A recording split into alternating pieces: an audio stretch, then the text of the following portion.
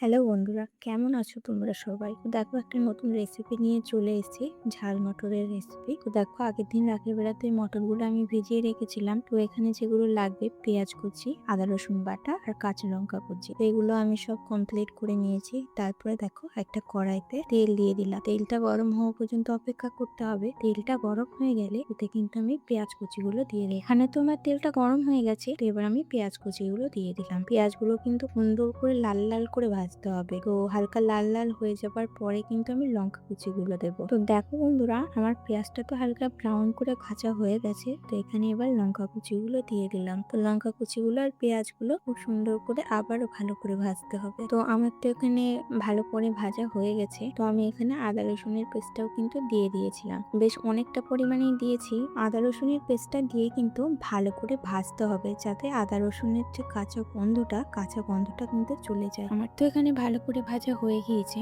তো এবার আমি পরিমাণ মতো জল দেবো, মানে মশলা কষার পরিমাণ মতো জল। তো তোমরা তোমাদের মশলা অনুযায়ী কিন্তু জল দেবে। তো আমি এখানে আমার মশলা অনুযায়ী আমি জল দিয়ে দিয়েছি। তো আমার আর একটু জল লাগবে, তো আমি এখানে আর একটু জল দিয়ে দিলাম। দিয়ে কিন্তু মশলাটাকে ভালো করে কষাতে হবে। তো এখানে দেখো আমি পরিমাণ মতো নুন, হলুদের গুঁড়ো, জিরের গুঁড়ো আর লঙ্কার গুঁড়ো সমস্ত কিছু কিন্তু দিয়ে একসাথে কিন্তু কষিয়ে নিতে হবে। জিরের গুঁড়ো, লঙ্কার গুঁড়োটা তো আমি দিয়েছি, কিন্তু সেই ক্লিপগুলো নেওয়া হয়নি বলে আর এখানে দেখানো হয়নি। এখানে তো আমার মশলা কষানো হয়ে গেছে। তো ভালো করে নাড়িয়ে চাড়িয়ে দিতে হবে। মশলাটা কিন্তু ভালো করে কষাতে হবে। মশলা কষানোর কাছে কিন্তু তরকারি ভালো লাগে, সে যে কোনো তরকারি হোক না কেন। তো দেখো আমি এখানে তো মশলাটা কষিয়ে নিয়েছি। তো এরকম তেল ছেড়ে দেওয়া পর্যন্ত কিন্তু মশলাটা কষতে হবে। আগে থেকে তো মটরগুলো আমি সিদ্ধ করে রেখেছিলাম। তো সেই মটরগুলোই কিন্তু দিয়ে ভালো করে নাড়াচাড়া করে নিতে হবে। যত ভালো করে নাড়াচাড়া করবে, ভিতরে কিন্তু মশলাটা ঢুকবে। আর মশলাটা কিন্তু ভিতরে ঢুকলে তার স্বাদ কিন্তু দ্বিগুণ হয়ে যাবে। তো দেখো